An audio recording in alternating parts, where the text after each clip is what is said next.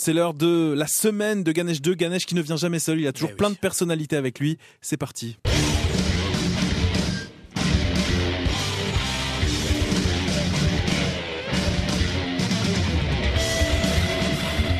Et on commence cette revue de la semaine avec évidemment le jeu événement dont tout le monde parle, c'est GTA V, un jeu violent mais surtout tellement attendu par les gamers. Marine Le Pen, une réaction ? Ce jeu est atroce et nous autres Front National, nous ne sommes pas d'accord carrément avec sa sortie sur notre territoire. Vraiment.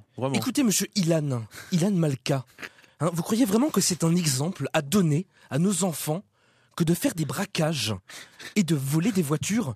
Vous savez en plus ce que ça veut dire GTA ? Ah non, mais vous allez me le dire. Gitan trafiquant d'armes. D'accord ?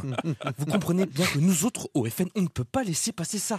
Effectivement. Alors, on va demander à Renaud, qu'est-ce que vous inspire les lettres GTA ? Moi, ce que ça m'inspire, moi, ça m'évoque surtout les choses suivantes. Gin, tequila, 17.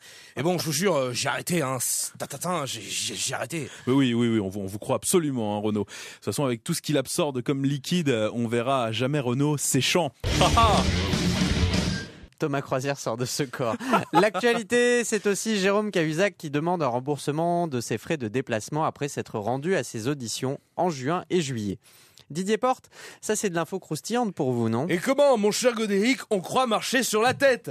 Alors même que cet homme a détourné des millions aux frais du contribuable français, alors même qu'il a regardé la France dans les yeux en disant qu'il ne mentait pas, voilà que monsieur Cahuzac, qui à mon avis doit signifier ordure en breton, fait sa petite princesse et demande qu'on lui paye le chauffeur. Non mais tu veux pas un marre, c'est le cul de ma femme pendant qu'on y est, connard ? Oh pardon, je t'ai traité de connard ? Viens, assigne-moi en procès, j'ai ma carte SNCF, radin va ! Didier Porte, très remonté, donc comme vous avez pu l'entendre. On va parler de faits moins bien cocasses maintenant, puisque le sujet brûlant, c'est évidemment l'affaire du braqueur de Nice et de ses fameux soutiens. Mais plutôt que de demander l'avis aux gens extérieurs, on va demander à une vraie niçoise ce qu'elle en pense. Mado la niçoise, ça vous inspire quoi tout ça ? Oh mais tu sais, moi, y a rien à dire là-dessus, hein. Mais c'était pas la première fois qu'il faisait un coup comme ça, tu sais. Ah bon ?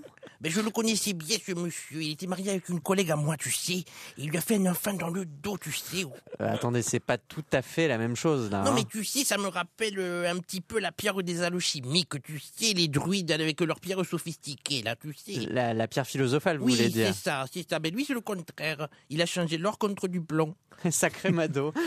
Richard Boringer, vous qui êtes un humaniste confirmé, j'imagine que... Ah, mais ça me cisaille, tu vois, parce que... Non, mais tout ça pour des breloques à la con, je veux dire, le pauvre gamin, il a pas mérité ça, tu vois.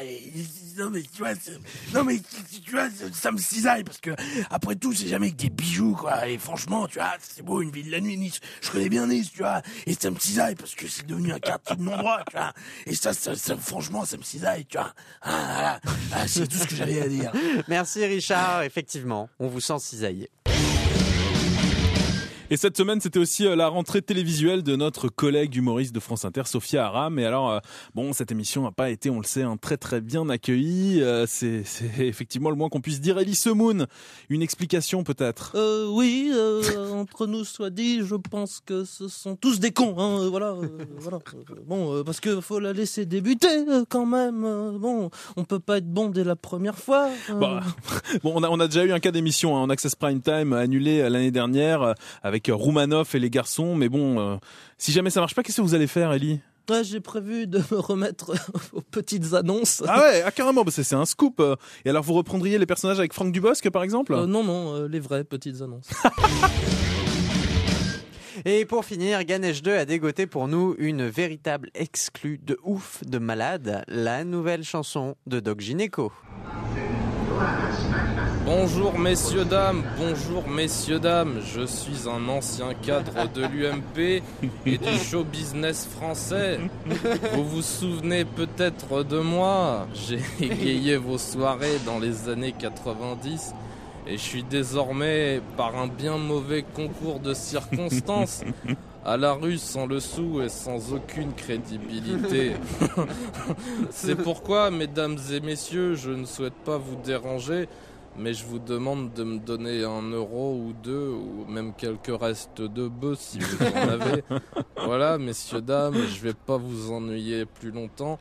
Je m'en vais retrouver mon lot de solitude. Et je vous dis bonne journée. Ah ouais, bah dis donc, oh, c'est triste, ça m'attriste. Moi j'aime bien Doc Gynéco en plus, le premier album, j'en suis fan, je vous adore. Voilà, la gynécologie, quand on arrête de la pratiquer, c'est pas évident de s'y remettre. Hein. C'est vrai.